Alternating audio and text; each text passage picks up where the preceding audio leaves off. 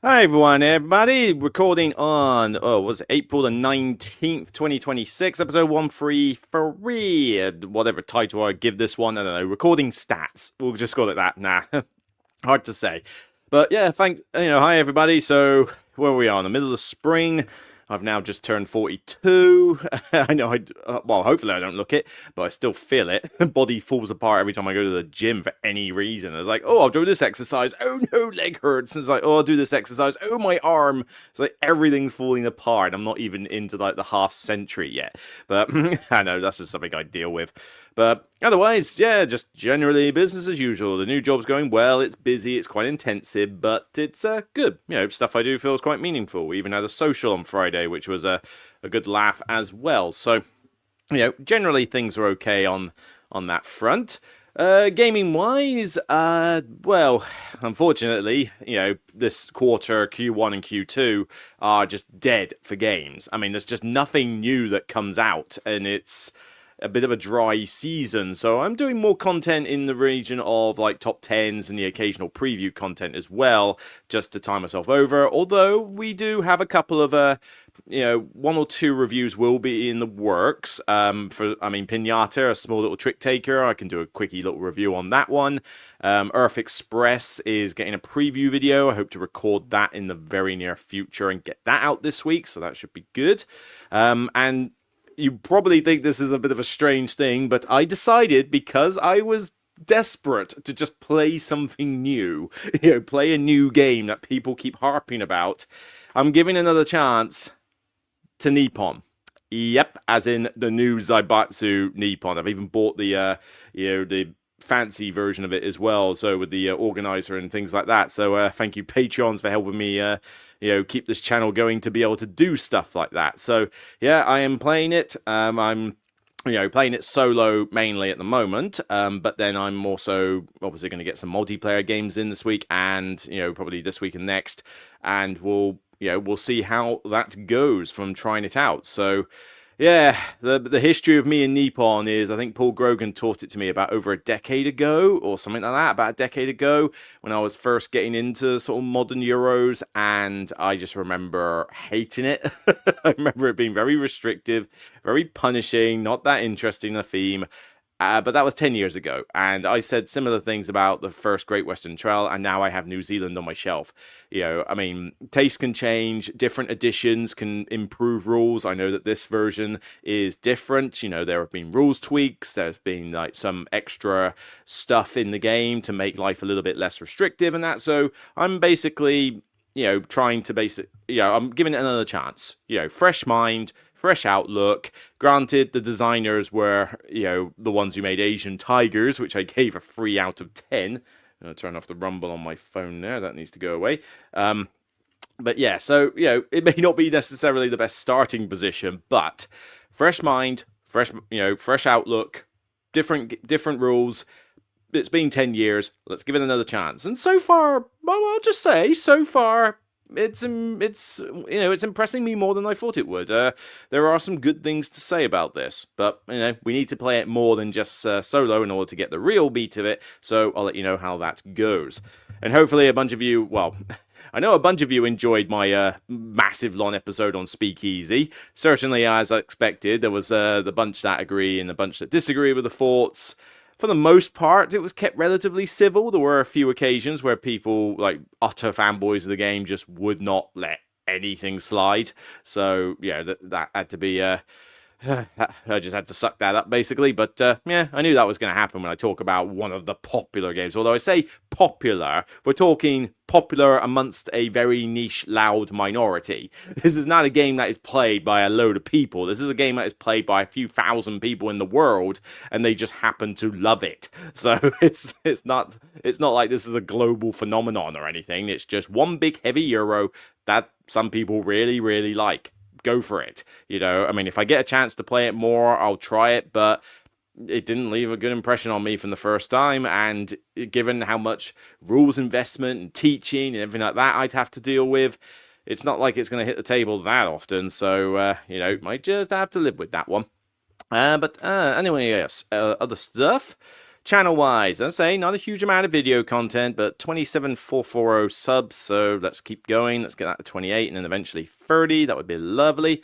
Somebody did leave a nice comment the other day about, you should be at 50 subs, 50k subs, and it's like, I wish.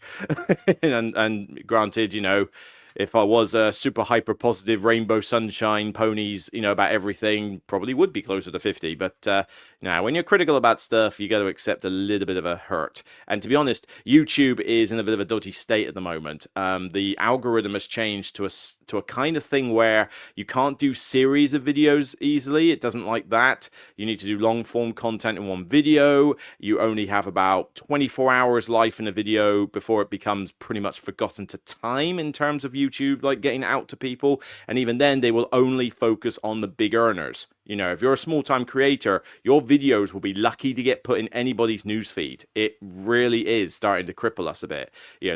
I've seen one or two creators with, similar subs to mine, actively on Twitter and a couple of other places actually sort of voicing their concerns, where they look at their analytics and they can tell the massive drop in recent months, or probably the last year, I would say. It's been like this for a while, but I'm noticing it as well. It is very difficult to get views and engagement these days, but, soldier on. That's the way forward. So, other content, not a lot since last time, but basically I've just started doing top 10 lists now in order to get some content out, because there's nothing to review. But as I said, there's a few videos in mind over the next couple of weeks, and there's probably been a few less videos because I have been quite busy with the job. And I mean, this is the thing going forward. I do need to balance this with the job. The job is relatively intensive at the moment. Hopefully it will mellow out in the near future, but just because there hasn't been that many games to review, I've tried to focus more on making a good impression at my job rather than focusing too much on this. So, you got to take priorities at the end of the day. If it came down to it, the job beats this. I may enjoy this more, but the job is the job. It pays my bills. That takes precedence over everything else. But yeah, we got 2 top 10 lists already. So I'm basically going through old lists and asking the Patreons what they want to see.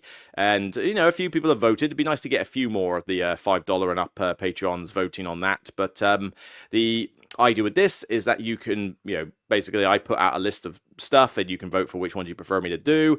And from the ones that were picked, basically 3 of them are currently standing out. We have the top 10 games with low complexity but high depth, part 3, because I've done this video twice already. People wanted a third iteration, and so far, not bad. I mean, nearly 11,000 views, 97%. I mean, yeah, 16 people who think that, their games carry more weight than mine. But the... without any change of opinion, but this one has done pretty well. And I've just literally only last night, because I was a bit late after playing a bit of Stellaris with some friends, to get out the top 10 long games. Not the biggest title in the world. I don't know what else to really put after it, but there's certainly nothing else I can really put on it, like a weird title or a speech or a comment. I don't know, but top 10 long games. So far, not bad. I mean, 3,500 in the space of a night is not bad. And I say a night in terms of UK time. I suspect there was a bit more US involvement there, but hopefully the UK gets a bit of this during Sunday. And not bad. I mean, only one person dislikes it, which is kind of surprising, actually, because I was expecting a lot more people to dislike it. But it's kind of weird. I mean, a lot of people wanted to dislike low complexity, high depth, but for some reason seem to be fine with my definition of long games, given that I don't really play many games that are over 3 to 4 hours tops. I don't play these massive 6-hour, 12-hour games, those sort of things. And some people I would have expected to have been like, well, you can't have a top 10 long games list unless those are the ones you play. Well, there's only so many of them, and they're not good. So, can't really do much about that. But I'm glad to see it get some traction. So by all means, check out that top 10. The other one that will take a bit longer to do because I need to get on with Earth Express and a few other videos. But the next one will be top 10 calming games. That is the one that's at the third most votes. After that, we're looking at stuff like top 10 overrated games, top 10 underrated games, possibly top 10 deck builder / bag builders. Those 3 had a few votes as well. Most of the others didn't have any votes whatsoever, so clearly they weren't as popular. But yeah, top 10 calming games is likely to be the next one. So I've got to think of games that I play when I need to kind of relax. Like it's not going to break the brain cells. And it doesn't necessarily have to be the simplest game in the world. It has to be something that I can play as comfort food.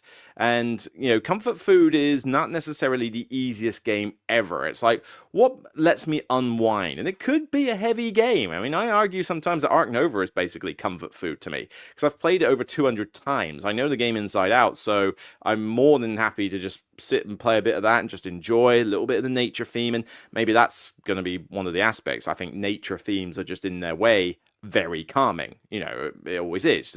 Animals are always a calming thing. One of the main things about dogs and cats and pets is that they, lower your blood pressure because you're taking care of them, and they come up and they want strokes and hugs and stuff, and it's adorable. But yeah, that should be an interesting list to put together. I can't remember what I put on the last list, though. That's going to be a blast from the past. Going to have to go back and have a little watch of me in the old days and see what that was like. But yeah, that's on the horizon. Other than that, the UK Games Expo. I should be going to it, but I don't know in what capacity yet. I mean, so far, yes, I'm going there as the Broken Meeple, and I'll be at the press show, that sort of thing. But the Games Expo there's two big problems with it. Firstly, it is getting prohibitively expensive. Eating and drinking there is a absolute nightmare. Parking there, more cost. Accommodation, ridiculous. Even if you stay a good 10-15 minutes away from the actual venue, it still costs a bomb. You have to drive for miles in order to get in there, or resort to an Airbnb in what is effectively squalor conditions in order to actually get a half decent accommodation rate. And even then, you got to pay to park, and that's another 25 or 30 quid on top, So it's getting to the point where it's a bit expensive to go to. And it wouldn't be so bad if it was like Essen, where there was so much new stuff and all these people to see in that. The Games Expo has a decent amount of people to see, but the problem is there's just no games there. It's a trade fair, but it's mostly a trade fair for what gaming's like at the moment. There is so little there at the Expo that is brand new. Like, oh yeah, I haven't heard of this one before. There might be like 2 or 3 at most, and even then they're generally quite small releases. I mean, hell, 1 or 2 one from Alicat Games. I'm getting a review copy of that. I'll have a review out of that before Games Expo even starts. So yeah, that's going to be a thing. It's just, I just don't get as much out of the Expo anymore. The press show is fun. It's nice to meet a bunch of the publishers. I say, it's more a social thing. Like, I get to meet people and see fans and talk to publishers and creators I haven't seen in a while. So there's that aspect to the Expo. But when you're paying the equivalent of a short form holiday to do this, it's like, oh my God. And normally I would demo with people in order to make up some of that money. But a lot of the demoers now are reluctant to pay out the volunteers. So obviously they can't pay for your accommodation, because your accommodation is ridiculous. But a lot of them aren't even paying a minimum wage anymore. So you are literally volunteering for nothing but games. I already have enough games. And even then, that doesn't help against the cost. So normally I would help out somebody for about half the convention, make up a lot of my accommodation costs, stay for the whole convention, and all good. But this year, I don't know. I mean, there's not that many, I can't see that many demo requests, and a lot of them aren't, offering, minimum wage to do stuff. And I'm like, well, if I'm paying money to stay the whole convention, I kind of need to make up some of it. So I don't know who, if anybody, I'll be demoing with this year. I mean, I am putting the word out to see if there is and it's got to be games I want to demo. I'm not going to just demo any old game, but I want to. There's got to be a game I like. It needs to help recoup some of the costs, but there's not that many people asking. And if I don't get any help on that, I might have to consider trimming my Expo experience. And I'm already thinking I might trim Sunday off, because what do you actually do on a Sunday? You go around and check out some of the last minute sales. Well, I don't want to buy anything. Last time I bought the deluxe resources for Earth behind me there, and that was a waste of money. I only use them solo because they get in the way. So, but there was just an excuse to buy something other than mead. I mean, mead was the main thing that I bought at last year's Expo, because mead is lovely. Can't wait to buy some more of that. I hope Needhogger or whatever they're called are going to be there again this year. So yeah, I'll definitely buy some mead.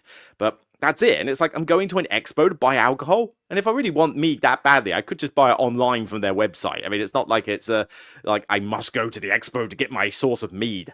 It's not that bad. So I'm just a bit like, why do I go on the Sunday? You only spend about half a day there. You've then got to travel back anyway, and I have to get back for the evening, not only to recuperate before I go to work on the Monday, but also for Valheim sessions on Sunday evening. So it just I'm just debating whether I should just return Saturday night, honestly. Go for the press event, stay for the Friday, do the bulk of my stuff there. Saturday, do a decent amount of stuff. I mean, it's going to be a busy day anyway. And then by that point, I have more than covered everything that I'm interested in at the expo, with no exceptions. Most of the time I'm finished with the trade fair after a half a day, 3/4 of a day. There just isn't that, because I don't tend to lock on to a lot of indie stuff, and I'm not interested in the RPG stuff because I don't do RPGs anymore. I mean, I like RPGs, don't get me wrong, but I just don't have the time to do them. So I don't bother looking at the next RPG release or anything, because, well, what good's it going to do me? And I don't tend to buy a ton of merchandise stuff either. So I'm really just looking at games, and even then, it's the main publishers, and you get that done in half a day. It just means that I might just choose to go home on Saturday night, stay till about 7, maybe 6 o'clock, on the Saturday night, Saturday evening, and then drive home, because that would take me about 2.5 to 3 hours, which on the Saturday night should be not too hard to do from Birmingham, I would imagine. I don't think the motorways would be too clogged up. And then I can get back, and then I've got Sunday to myself at home, to chill.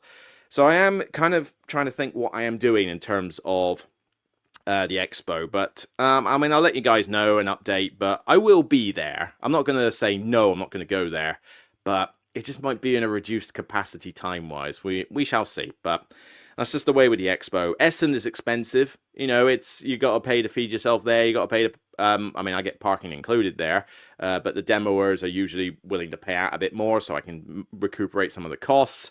It's a massive event, but I see loads of people. There's loads of new releases. There's too much to do, and I got to pick up all the review copies there that I'm allowed to have. So there is a ton that I do at Essen. So Essen is justified. The expo at the moment just simply isn't justified at the moment. And I think a lot of people are not going to the expo anymore. I see a lot of consumers just thinking it's too expensive and it's not worth it.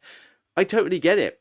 The expo it's an interesting event, and it may be the third biggest in the world, but I preferred the expo when it was just at the Hilton Hotel, honestly. The accommodation was reasonably priced despite the fact it was there, but you were right on its doorstep.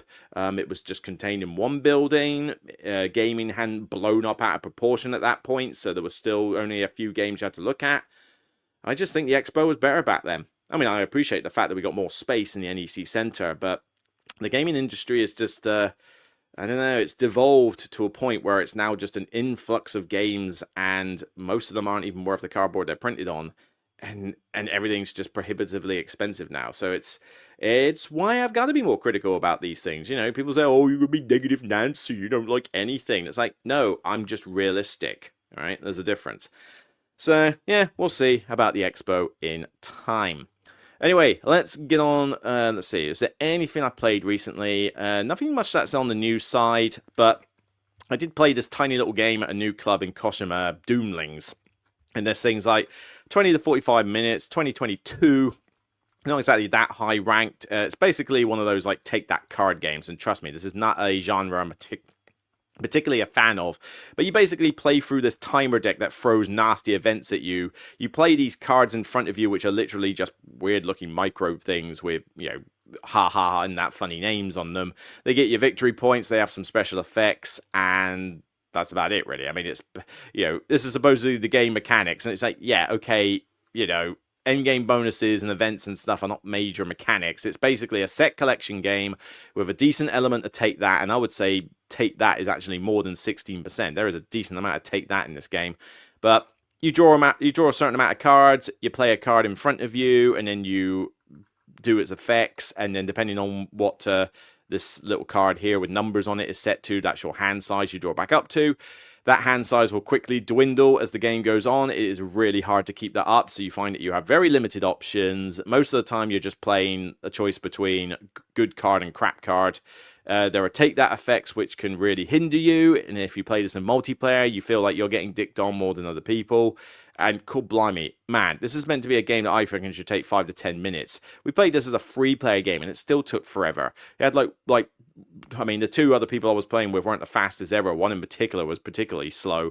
And it's just like, these aren't complicated abilities that we're reading off these cards here. But being a family game, you're playing this with lightish gamers, and you've got to absorb a new hand of cards all the time, and it means reading all the abilities and seeing which ones work. And some people just don't do that very quickly, And these aren't hard. I mean, look at this. I mean, discard your hand and draw 4 cards. Do not stabilize, which is redraw up to your hand size. +1 gene pool, +1 for each card in your hand. That's basically the hand size, the thing I mentioned a minute ago. Ignore the next catastrophe.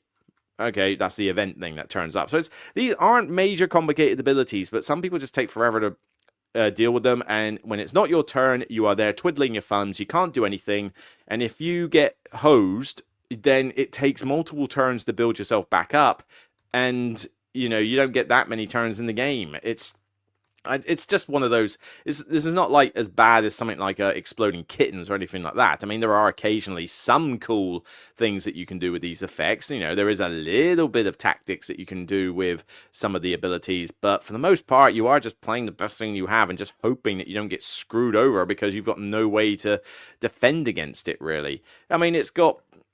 I wouldn't even say the artwork's that great. I mean, it's like, oh, it's a little cutesy artwork, but it's not anything special. It's colourful. It's a weird theme to go with it, but yeah, honestly, this is just a forgettable game. There's nothing really to it. I mean, if you like take that card games, then great. I mean, 20 to 45 minutes. 45 minutes is probably more accurate. You're on the upper echelon of this, and you can play this with up to 6 players. Hell no, it took long enough with 3. 4 would be painful enough. 5 and 6 would be insane. No simultaneous play. No way to, do anything on your turn before it gets to you. And your turn might literally just be play a card that's worth 2 VP and nothing else and draw a card. That could be your entire turn, and you waited for 5 other people to do it. It's just another one of these, on the side, indie... I mean, it's called Doomlings LLC. This is the publisher, so clearly this is the only thing they make. Doomlings this, Doomlings that, Doomlings that. Yeah, so this is one of those indie things. Might have even been a Kickstarter. Oh, wow, it was based out of Los Angeles. This is an American game? All right, I thought it was British. But yeah, it's one of those things. It probably... I mean, was it a Kickstarter? I wouldn't be surprised if it... I would not be surprised if it was a Kickstarter. But, either way, it's just another one of these take that card games. It's not that interesting. It's not that fun. Takes too long for what it is. It's not as bad as Exploding Kittens. It's just boring and not that interesting. We're talking probably like a 3 out of 10, 4 out of 10 best for this. It's below average or just a bad game, really. I do think the turn order and the fact that you can just get dicked on is not particularly good design. It's not infuriatingly bad, but it's still bad. Yeah, it's not interesting. Right, the conversation today is probably not going to require the screen much. You're going to have to look at my ugly face for a lot of this after I take a drink. You still get these... Can't get these dimple glasses for love nor money, but I still keep in mind. But yeah, I just want to talk about... I've had this question come up from a few people, and I'm kind of mixing a few of them together because on their own, they don't really warrant a full episode. So I'm talking about kind of like little trends among gamers. And this is like modern trends that you see gamers do, particularly about recording stats or by, little challenges and stuff. So, for example, start off with the easy one. People have asked me, are you going to do a 10 by 10 challenge? Now, this 10 by 10 challenge, there are people who have done boards for this where you can put little meeples in the indents and stuff. But the idea with the 10 by 10 challenge is that you basically have 10 games in your collection that you're going to play 10 times. Might not even be in your collection. It could be ones that are brand new, but you find 10 games and you play them 10 times each in the year. So effectively 100 games for these 10 games. I don't really care, though. I mean, the problem is I've got all these games here. I've got all the games in there and all the games down there. I can't just pick 10, and even then, there are some games I could easily play 10 times. I mean, Ark Nova, I could go away and play that 10 times in one day if I just use the Steam app or BGA. That wouldn't be a problem. But then you ask me to play New Angeles there 10 times. That's going to be tricky. You ask me to play a Lacerda behind me 10 times. Probably not difficult to play something like Marvel Champions 10 times if I just dedicate a weekend or two to playing it solo. But then Manchester Madness 10 times, Star Wars Rebellion 10 times. How am I going to do that? It just varies dramatically as to whether it's easy or not, and I don't know how you pick 10 games for it. Do you deliberately pick the hardest ones you could do, or do you just pick 10 of your favorites? Is it like, should I pick my top 10 and say, right, I got to play Earth 10 times, Hegemony 10 times, Kanban 10 times? Well, Hegemony 10 times? That is tricky. In 1 year, 10 times, that is pretty hard, all right? I go to a lot of conventions, but 10 times for a Gemini would require me to play some solo games of it, so it's just not, a challenge that I just feel is feasible. And even then, I've got to do that while also playing other games in my collection so that they don't get, forgotten for the rest of time, even though there are some games in there I haven't played for years. But, I have them because when I do get to play them, they will be fun. But there's also the problem of new games. New games come out and I got to review them and I've got to try out new stuff and, get the word out. I can't do that on top of a 10 by 10 challenge. There just isn't enough time in the world. It'd be easier maybe if I had a gaming spouse and we were playing games every time we weren't doing work. That would be easy. But, when I live alone, unless I'm going to do it solo games, it's just not a feasible thing. I mean, I totally get it for someone like me, I'm the wrong audience for it. I have too many games, a couple hundred games in my, somewhere between 150 to 200 games, I would imagine I've got somewhere in my collection. It's reducing because I am trying to sell more than I buy. I'm trying to whittle my collection down a little bit so that it's not, at no point is it overflowing. Like, if you can't fit it on the shelf, it's not in the collection. And if you have to fit it on the shelf, something else is leaving. I mean, I'm trying to get rid of Scythe, the Scythe edition, all the expansions, all the extra bits, the encounter cards, the upgraded insert, all that. Trying to sell that. Tricky. It's a big box and not everybody's playing Scythe much anymore. But yeah, that's a big box that's off my shelf, which practically is half taken up by the Wingspan nesting box that's there. But there is a gap above the Wingspan box and above the Viticulture box. I can't annoyingly fit them both on the same shelf, so it's difficult to have a Stonemaier square, and it is literally a single Stonemaier square. I mean, frankly, if they weren't in these massive boxes, it would just be Viticulture and Wingspan. I don't own anything else by Stonemaier, but there is gaps for a couple of games about something that size, something standard Euro size, something like that. There is room for it. So there is room to get more games in. But as I expand games that I really like for example, I'm expecting an Earth expansion soon. So that might take up a little bit more time behind me. Deep Rock Galactic, I'm expecting the 2 new expansions for that. That's going to take up more space on the shelf, and I need to get in touch with the person who painted the last set, because now that means he's got to paint this lot. That could be a bit of a pain, but that being said, it's just one of those things where I'm trying to keep my collection at a certain level because there are just too many games and just not enough time these days. But I want to play as many different games as I can. For me, the 10 by 10 thing just doesn't work.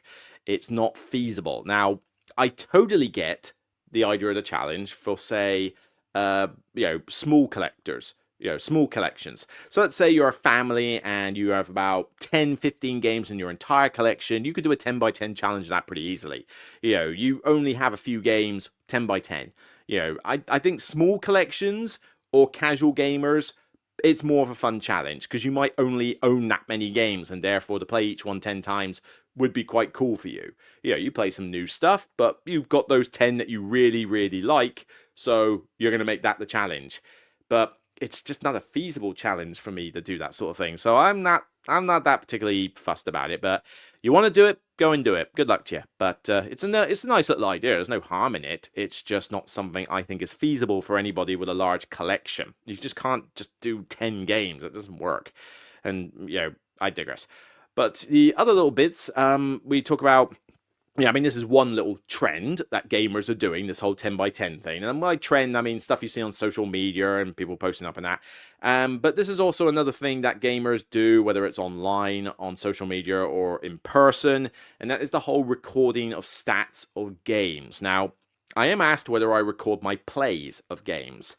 I do, but it's not 100%. I record as many plays as I remember to do. There are some times where I'm just caught up in the moment, in a convention, tired, wanting to go to bed, about to hit the drive to drive somewhere, or just enjoying my time with mates with some alcohol and that, and I don't remember to record the plays. So most of the time I do, but a lot of the time I don't. So, I don't have an accurate, up-to-date thing of every game I've ever played. It's but why do I do it? Well, 2 reasons. Firstly, I do need to know what I recently played for stuff like the podcast and that.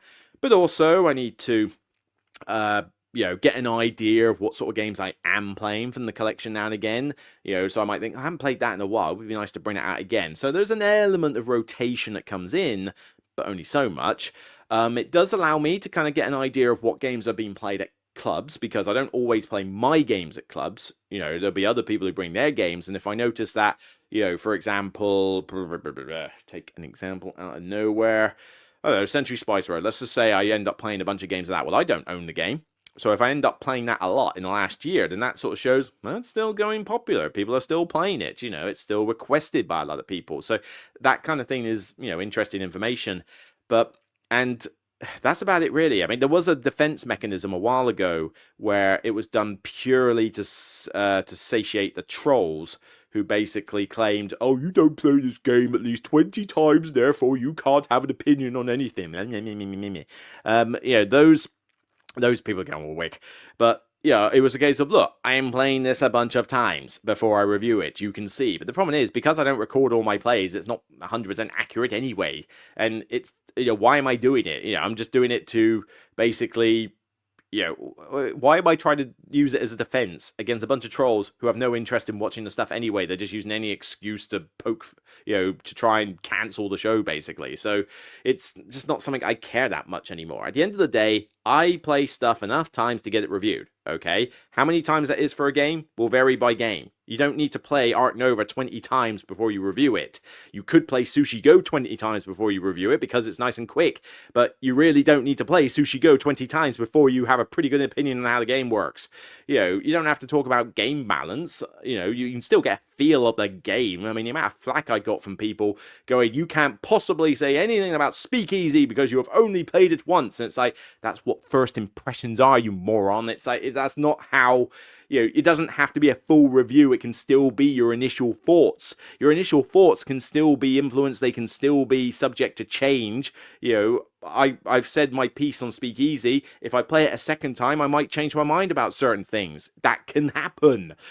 Hell, I played games 10 years ago and then played second edition reiterations of the same game 10 years later and have different opinions now. So that is normal. But, there are some that just demand you do it.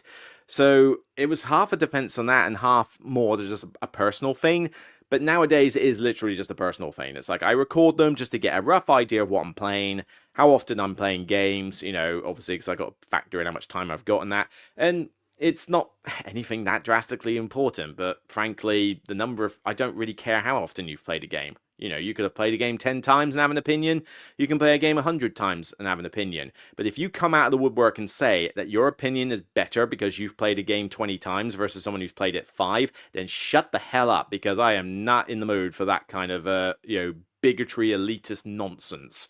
That is not something I want to read in any review or any social media comment. As soon as I see that, I'm out of your review, because that is just a very, egotistical way of doing it, okay?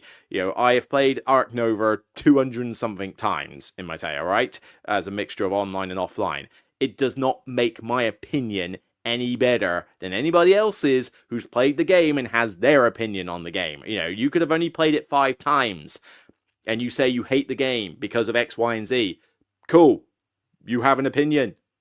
I may not necessarily agree with the bits of it, but you have every right to state said opinion, and you've played it enough times, in my estimation, that you've got a general idea of whether you like it or not. You do not have to meet a minimum prerequisite. It's just, it does get on my wick, that, but weird drink. So, yeah, but so I just don't care about the plays thing. Now, the other trend, and I don't do this at all. This is a trend that other people do, and I'm not entirely on board with why it's a thing. And this is the whole recording stats. So you've got BG stats, and I can't remember if there's other stat things as well. Some people use them as scoreboard things, like there's a generic scoreboard app you can use for most games and that. It's that's fine. But there's BG stats, I think, is the main one, and there may be 1 or 2 others. I'm not sure what the names are.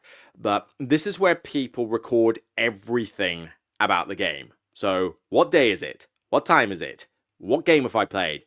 Who did I play it with? How many players? What were their individual scores? What certain setups were used? This records pretty much every statistic about the game that you could possibly do, and I, for the life of me, cannot understand why anybody would give a monkey's toss about any of this. It's like, why? It's bad enough sort of doing the whole logging plays to say like, oh, I played this at this time, I played this at this time. But I could not care less who won what game and when. I don't care who I played the game with either. It's like, I've played Hegemony X amount of times.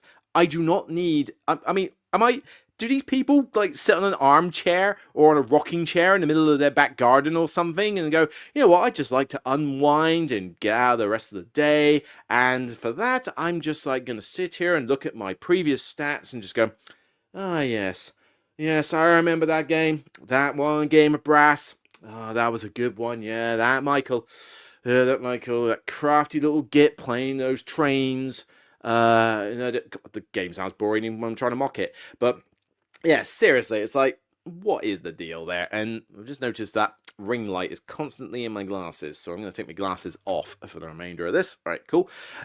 This is why I don't wear my glasses in my actual videos, because the ring lights show in the lenses. Yeah, so I just don't get why I would care about that. I don't care who wins the game. As long as I had fun, I could come last. If I enjoyed it, I don't care. I'd come last most of the time in Dixit. Dixit I'm not that good at, but I love it. I still love playing the Dixit style games, and I couldn't care less if I won them or not. It doesn't impact my enjoyment. You might get a little bit of self-satisfaction of, I won the game, I beat everybody, but it doesn't suddenly mean that if I came last, the game is garbage, unless the game literally punched you in the face relentlessly and made it not enjoyable. That's a different story. Barrage. But it's just not something I care. And I finished a game and I'm packing up and people are asking me, I was like, oh, what was the scores for these people? And what was that? And it's like, for God's sake, I think it was 77, I think it was 100. I was 112 and I mean, it's all right, yeah, getting people's names, fair enough. At least you get to remember the people you played with. But then these might be people that I see on a regular basis. These might be people that I've played a game once and will never play a game with anymore anytime in my life. Am I going to look at my stats at a later date and go, I played that that game of Pursuit of Happiness right there, and hang on, wait a minute, who the hell was Stefan? Who was Stefan? I don't remember that. I don't know a Stefan. I guess I don't know, just a random. It's just, what is that telling you in the game? I mean, if you just wanted to record the scores, I guess, fair enough, I could sort of understand that. You want to keep track of how well you do at a particular game, and I could maybe understand that for maybe like your favorite games. So you got like your top 10 favorite games, you've got maybe 1 or 2 games that you like to play ultra competitively, so you like to sort of gauge how well you do at the game. But does having other people's names at the game really make a difference? I mean, can you not just record player 100, player 2 60, and that would be enough? I mean, that seems all you need, really. But it also records, like, some of the other ones will have like setups and different other bits, and it's just like, I don't know, the time it takes you to record all those stats. I mean, I forget most of the time to log a play for a game. And that's literally just going on the board game geek and going, right, log play, done. Few clicks, that's it, right? Few taps on my phone. But to record the stats, I mean, people are there for ages, like, pumping in the stats. And this is what also gets on my wick. If you want to record the stats of a game, could you do it after you've helped me pack the game away? That's, it's like, there are 2 people that sort of get on my wick with this, or say, that try to get out of the idea of helping to pack a game away. Smokers, because smokers pick that one little time, like, as a convenient thing. Like, I have not had a smoke for the last 2 hours, and if I don't get a fag in the next 5 minutes, I will spontaneously combust, because that is how bad my addiction is. So as soon as the game needs to be packed away, I will conveniently say I'm going out for a fag. Really? You can't wait 5 minutes? And then the ones doing the BG stats, I'm trying to get the game away, and it's like, look, there's a bunch of tokens there. People could collate those ones, get those set ones, get the player components in your own bags. Here's a baggie for each player, stick all your stuff in there. And you got that one person who's not packing anything away because he's too busy going, right, it was Luke, and it was Matthew, and it was Gemma, and I think Matt won, it was 110 and 70, carry the 1, and it was a Tuesday, and the moon is in its third geostationary orbit, I don't know, space, It was sunny outside. I drove here in an electric car. It's charging. I believe it's on currently on 74% charge. It gets as bad sometimes. They do record a stupid amount of stats, and they're just there, just tapping it on. It's like, would you like to perhaps help? Could you not key that in later? When you've got a bit of a moment to yourself. It's, if you're really that desperate, I'll give you the score sheet. I will literally give you the score sheet, because when the game is over, that score sheet gets crumpled up and thrown in the bin, unless it's on the score pad, and then I'll crumple it up later or something. Or take a photo of the score track or the game, like most people do for Instagram and that, and you can look at the scores then. You can see green got 100, blue got 99 or whatever, and it's, like, pick your moments, people, seriously. So, it's not, it's a trend that I see a lot, and I admit, I'm probably ranting a little too hard on it, but it does sort of bewilder me why this is a big deal. Logging the plays is already dwindling for me as something that's worthwhile doing, but at least that doesn't take much effort to do. But I draw the line at stat recording. It's not something I care about enough. It's not something I'm ever going to do. I have no reason to record what scores I got in any game. I mean, I think I'm pretty good at Arc Nova. Okay, I think I'm pretty good at Hegemony. I've won more games of Hegemony than I've lost. But the thing is, I also play it with a bunch of people at times who haven't played it as much as I have. So obviously I have an advantage. What, possible benefit do I get from looking at a bunch of stats for Hegemony and going, hey, I've won 75 plus of my games of Hegemony. I must be an expert player in the world, and I could go to the championships and win dollars and be remembered for nothing of any great significance or importance. Why would I care? And it wouldn't be realistic anyway. There's a difference between saying, hey, I won this game against 3 people that I was teaching the game to who have no idea what they're doing, and yay, I won this game against the actual world champion on Board Game Arena or something. Again, who gives a crap? These are games. This is not. I don't feel like this is a thing that should be competitive, in terms of like world rankings and stuff. It's why I don't care about BGA rankings and stuff. The whole ELO system they have on there. It's like, you won the game, you lose 20 ELO points, you gain 20 ELO points. It's like, I couldn't care. I honestly couldn't. I mean, if you literally have no time and if you literally have nothing else better to do in your life, then try to get to the top of a leaderboard in an electronic digital version of a board game of cardboard. And then fair enough, but I kind of weep for you at the same time. I mean, I struggle to find enough time to do things that I really want to do, there's TV, there's PC games, there's going out on hikes, there's trying to keep myself in any modicum of shape whatsoever with my fat, flabby belly, trying to, obviously keep in touch with the family and do this channel, play games, play solo games, go see friends, get on the dating scene somehow. There's a fun, keep a house in check by myself. It's a bit different when you've got only yourself to look after a house compared to when you got 2 of you or more of you. So, I mean, I don't know where you lot find the time to care so much about that kind of stuff, but I don't. And that's just the way with me. So, is there any other trends I can think of? I mean, there's going to be a shortish episode anyway, but, stats, don't really care. The logging of plays, it's fine, but I only barely use it and it's not that important. The 10 by 10 challenge is fine. I can totally respect that as a challenge. That's not a big deal. I can't think of any other weird trends that I tend to see at the moment. I mean, people will try to play their collection, like every game in their collection once. That can be pretty good. I mean, if you have a fairly large collection, I mean, this would be a bit much for me to do, but if you did have, say, 50 games in your collection and your challenge was to play each one of them once, and you couldn't move on to the same game again until you'd played everything at least once, that'd be an interesting challenge. It would give you a way to go through your entire collection and see which one. I mean, it would be good for a keep or cull perspective as well, because you play all your games in your collection once each, and you realise, oh, I didn't enjoy these ones as much as I used to. You know what? These can be the ones I get rid of. So that kind of works in a sense. I kind of like that. But yeah, I can't think of any other major little trends that I tend to see. It's just, it's not for me. I get the idea that some people love it, and, if you're going to do it, go and do it. But maybe just have a little bit of a care for, when the game's finished, maybe save that stuff for after the game's packed away. That would be nice. I think that's just polite. But I don't know. It's just not something I get, and I don't get it. It's just not for me. But carry on if it's your thing. So 45 minutes, shorter episode. One, not every single episode has to be an hour long or something. So I think I'll probably wrap it up there. But I mean, if there are any, let me know in the comments, what you think about recording stats and logging plays and the 10x10 challenge. So if you've got feedback on how you do it, have you done the 10x10 challenge? How was that for you? Was it worth it? Do you record all the stats? Why do you record all the stats? That'd be pretty good to know. To say, the why is important. Why do you get a kick out of it? But also, if there are any other little trends that you see amongst gaming consumers, casual gamers and that, on that sort of subject matter of recording information or little challenges and stuff, then shout about it. Yeah, put it in the comments, because I can't think of any off the top of my head that I tend to see these days. But by all means, if I've forgotten one or two, put it in the comments and, we'll chat about it there.